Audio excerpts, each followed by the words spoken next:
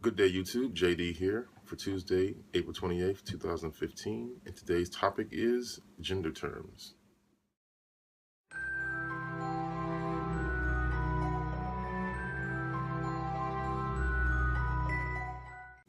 Now, the question comes from Katie. The question is a little involved, really long. It's a great question. It's a multi-pronged question. I'm going to go ahead and put that down below so you can have a look at it. But what I got from the question is a few different points. I believe Katie's main concerns, or from what I can glean from the question, is why don't we call goddesses gods? Also, there seems to be a bit of a question in there about sex and gender in Wicca, and why it isn't really it's not really a clear-cut thing, and how it still relates back to being called a god or a goddess, and breaking up the two, and not really clearly defining their differences. In order to address that, I would like to kind of bring up the idea that the god and goddess aren't always completely in their full powers, especially in Wicca. When you look at the wheel of the year, there are times where the goddess will be in one of her younger stages, where she's in the mother stage, or if she's in the maiden stage, or if she's in the crone stage. So she won't be at full femininity, full power. Not that she'll be extra masculine, but she also won't be at her full power. The same with the god. There are times when he symbolically dies and he's not at his full power. So that kind of can go into the idea of them not being 100% god or goddess. In her question, she does mention that there are times where she finds that it's kind of hard to refer to herself as Wiccan because of this idea that it's black and white with a little bit of gray in the middle. And I just bring up those things where, you do have the god and goddess not being at full god or goddess stage.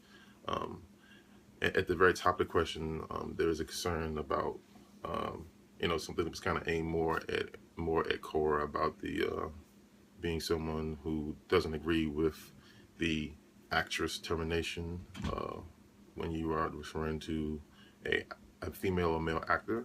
I'm kind of in that same camp. I feel that it's kind of a weird thing to refer to a female actor as an actress. It always felt better to me to just call them all actors. But when it comes to the god and goddess, there is a little bit of a property that is there. There are terms and things that go with god and goddess. For example, when I think of God, I do go back into the more masculine feeling, but there is a particular trait, and there are different things that go with being a god versus being a goddess. And I feel like if I were to strip, say, Isis or Hecate, to strip the name goddess away from their title would strip away some of what they are. And I feel like it's a very precious thing to refer to Hecate or Isis or Diana as a goddess. All life, in my opinion, comes from the goddess. And if you were to refer to her as a god, you wouldn't necessarily lessen her, but I feel like you wouldn't be hitting every single note in her title that says what she is. And also, in some Wiccan backgrounds, there was a point for the creation story where there was one all power that split into two to personify itself as a god and goddess. Now, that kind of goes into her other concern about the human-made concept and how these dualities and these gender roles are made by humans. And I will say that all of religion is going to have a lot of human-made terms, just because this is how we can understand divine.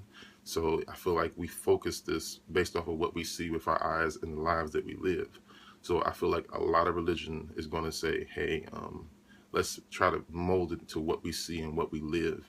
And that exact thing about splitting the one major power into two, that is part of some Wiccan background story of creation, will kind of be part of that. It's going to be a human-made term where we decided to go ahead and reflect what we see on the divine, so that way we can understand the divine better.